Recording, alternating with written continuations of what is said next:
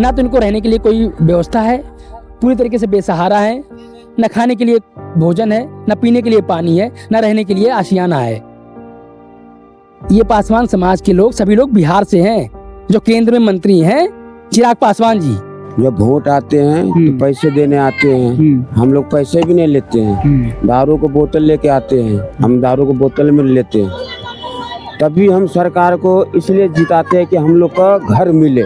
Sir यहाँ कोई नहीं आए, किसी के तरफ से हमें कोई मदद नहीं मिले। 4-5 दिन से हमारे बच्चे सब देख लो ऐसे ही भूखे पड़े हुए हैं। चिराग भैया जी से हमारा यही रिक्वेस्ट है, आप नहीं आ सकते हो, किसी एक आदमी को भेज के हमारा समस्या का हल करवाइए। खत्म कर दी। नहीं बोला था रेखा गुप्ता को मतदान कीजिए और जीतेगा जहीं जुगी वही मकान बनेगा।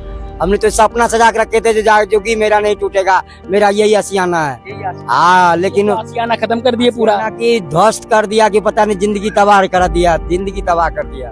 हम लोग साथ विश्वासघात हुआ क्योंकि हम लोग दिल और जान से विश्वास करके उन पे वोट दिए थे। नमस्कार, आपका बहुत स्वागत है पतंगड़ पर। मैं हूं राजन पांडे। ये जिस जगह पर मैं खड़ा हूं ये दिल्ली का शालीमार बाग है और ये रेखा गुप्ता जी के विधानसभा क्षेत्र में आता है, जो दिल्ली के मुख्यमंत्री हैं। डबल इंजन की सरकार है।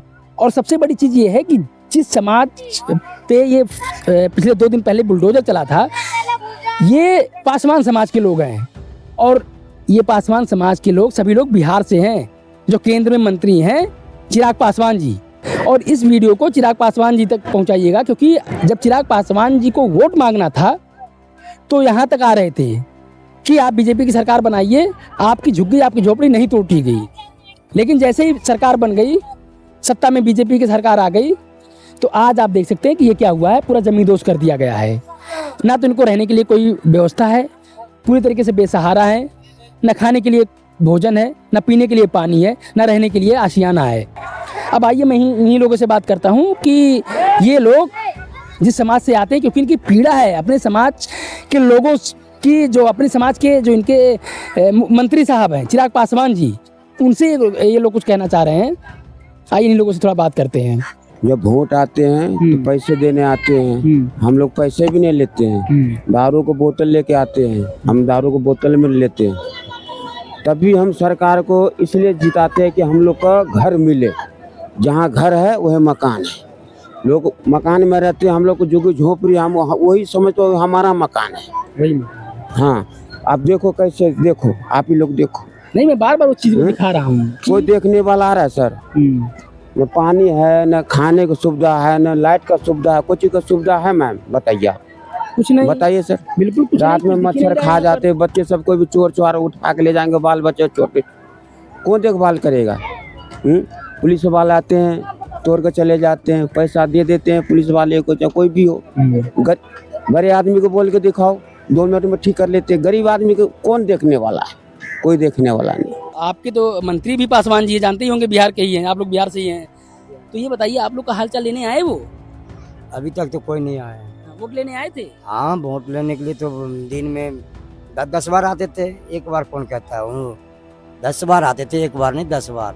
हाँ अब छोड़ दिया आप लोगों को? हाँ, छोड़ ही दिया, वैसे ही भटक रहे हैं तो छोड़ ही दिया, और क्या। अभी तक 5 दिन हो गया कोई नहीं आया, तो हाँ छोड़ ही दिया। लेके तो आदमी तो इतना होना चाहिए जो कम से कम आकर के संज्ञान तो ले लेते, आकर के जहाँ भाई टूट गया, कोई मिस्टेक से तोड़ दिया, चाहे गलती से हो गया होगा, इतना घर टूट गया तो फिर घर बना लो, आप लोग अपना पन्नी ले लो, कुछ खाने पीने के लिए दे देता, विधायक आकर के दे देता, भेज देता किसी को। वो तो उन्होंने कर ही नहीं रहा ऐसा कुछ। सर यहाँ कोई नहीं आए, किसी के तरफ से हमें कोई मदद नहीं मिले। 4-5 दिन से हमारे बच्चे सब देख लो ऐसे ही भूखे पड़े हुए हैं। न कोई हेल्प करने आए, न कुछ खाने के पानी का कोई व्यवस्था करने नहीं आए। चिराग भैया जी से हमारा यही रिक्वेस्ट है, आप नहीं आ सकते हो, किसी एक आदमी को भेज के हमारा समस्या का हल करवाइए। बस यही बोलना चाहेंगे चिराग भैया से। सोचिए चिराग पासवान जी, आपके ही लोग हैं, आपके ही समाज के, जिनका आप वोट लेकर मंत्री बैठे हैं, बने हैं, और आपके प्रदेश में आपके गठबंधन की सरकार बनी हुई है। आप तो सुनिए, आप तो अपने कान खोलिए। यहाँ पर वोट मांग रहे थे, यहाँ पर आकर के चिराग भैया वोट भी मांगे हम लोग से, जो रेखा गुप्ता को मतदान कीजिए, हाँ, रेखा गुप्ता को सपोर्ट कीजिए। रेखा रेखा गुप्ता गुप्ता को आप मतदान करिए और हम उसके बाद आपका अपना बुलडोजर चलाकर पूरा खत्म कर देंगे। नहीं बोला था आज रेखा गुप्ता को मतदान कीजिए और जीतेगा जहीं जुगी वही मकान बनेगा। हमने तो सपना सजा के रखे थे जो जुगी मेरा नहीं टूटेगा, मेरा यही आशियाना है। हाँ, लेकिन आशियाना खत्म कर दिए पूरा की ध्वस्त कर दिया कि पता नहीं, जिंदगी तबाह कर दिया, जिंदगी तबाह कर दिया। पूरे थे जहाँ झुग्गी वही मकान, और ना तो झुग्गी बची और ना ही मकान मिला। ये हम लोगों के साथ तो विश्वासघात हुआ ना, हम लोग के साथ विश्वासघात हुआ, क्योंकि हम लोग दिल और जान से विश्वास करके उन पे वोट दिए थे। और माननीय सांसद, बिहार के माननीय सांसद और अभी केंद्र में मंत्री चिराग पासवान जी के कहने पे हम लोग वोट दिए। हम लोग सही पासवान जाति से हैं और संसदीय क्षेत्र रोसड़ा से बिलोंग करते हैं। हमारा डिस्ट्रिक्ट समस्तीपुर बिहार से हैं हम लोग। अगर चिराग जी यहाँ नहीं हम लोग को हेल्प करेंगे, यहाँ से लेकर बिहार तक इनका विरोध करूंगा हम लोग। और ये बिना फालतू में इतना 24-25 झुग्गी तोड़ दिया, सबका यहाँ पे रहने का ठिकाना नहीं है। वो बेचारा बीमार पड़ा है, उसका 4 बच्चे हैं और उसका झुग्गी तोड़ दिया। एक जने कमाता है, उधर जाते हैं 5-5 साढ़े 5 हजार 6 हजार पैसे किराया मांगता है। एक तो वो क्या कहते हैं, गैस भी इतना महंगा हो रखा है, कैसे गरीब लोग रहेंगे इतने, बताओ। वो इतना बेचारा इतना पड़ा बीमार पड़ा है, 4 उसके बच्चे हो रखे हैं। तो अब आप लोग क्या करेंगे? यहीं पे रहेंगे, यहीं पे बना के रखेंगे। अभी देखते हैं कहाँ से ले रहे हैं क्या नहीं है, उसके बाद देखेगा बना के रहेगा। कि आप लोग सब पासवान समाज से ही हैं, तो और चिराग पासवान को आप लोग सब जानते होंगे, तो आपके नेता जो हैं आए कभी? क्योंकि वो मंत्री हैं केंद्र सरकार में, एक बार भी देखने भी नहीं आए हैं। दो ना रेखा गुप्ता है ना चिराग पासवान, कोई भी देखने नहीं आया है। जो सरकार ने, रेखा गुप्ता सरकार ने किया है, ये बिल्कुल सही नहीं है। किसी भी मायने में, किसी भी कीमत पर इसको जस्टिफाई नहीं किया जा सकता। जो यहाँ के लोग बीमार हैं, जो लोग परेशान हैं, जो लोग भूखे हैं, पानी की कोई व्यवस्था नहीं है, खाने की कोई व्यवस्था नहीं है, कम से कम वो तो व्यवस्था करवाइए आप। और जो झुग्गी मकान, जहाँ झुग्गी वहीं मकान देने की बात कर रहे थे, उसका तो आप अपने वादे को पूरा करिए। क्या नाम है भैया आपका? जवाहर पासवान। अब ये बताइए कि अब तो झुग्गी तोड़ दिए, तो कुछ आश्वासन आप लोग को दिए कि कुछ आगे क्या करेंगे क्या नहीं करेंगे? नहीं सर, कुछ नहीं, कोई नहीं आया, न कोई देखने आया। 5 दिन से दिन रात यहीं पड़ा हूँ। इसको टांग कर रहते हैं, यहाँ चूल्हे पे खाना बनाते हैं।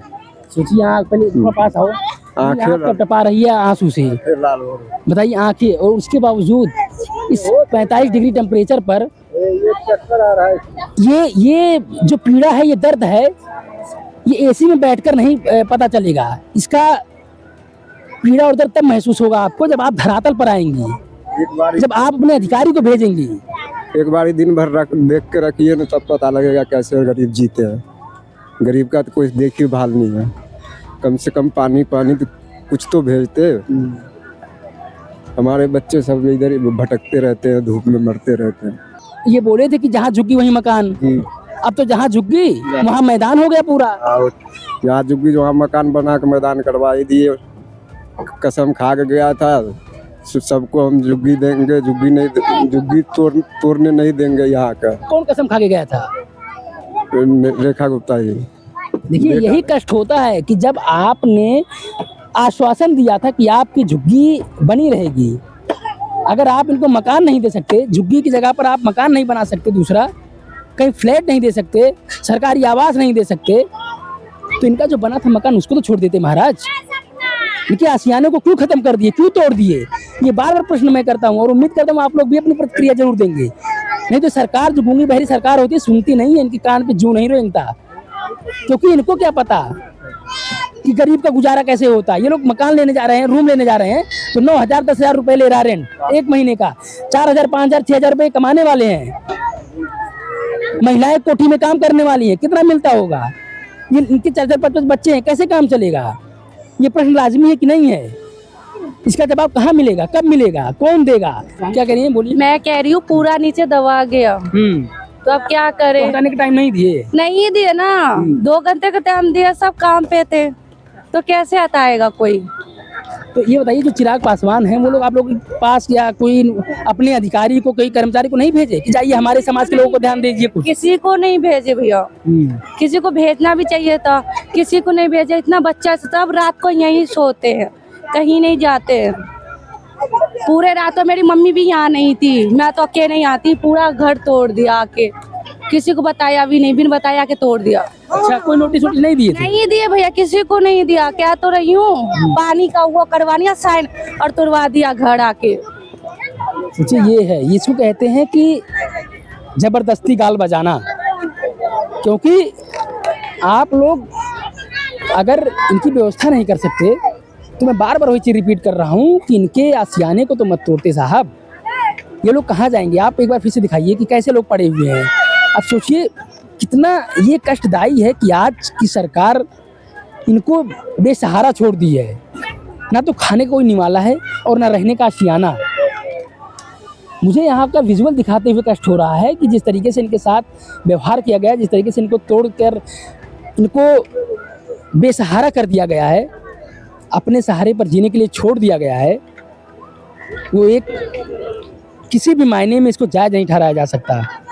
बस मैं उम्मीद यही करता हूँ कि जो भी रिस्पॉन्सिबल कर्मचारी, अधिकारी या गवर्नमेंट के आला अधिकारी हों, उनकी जवाबदेही तय हो, क्योंकि इनको शॉर्ट नोटिस में इनका मकान तोड़ा गया है। और फिर अगर तोड़ा भी गया तो इनको कहीं ना कहीं इनको मुआवजा के तौर पर कुछ पैसा दिया जाए, या सरकार इनको कुछ सहारा दे, कोई आवाज़ दे। कम से कम ये अपने जो रोज़गार है उसको फिर से पुनर्जीवित करके सही रास्ते पर ला सकें। धन्यवाद।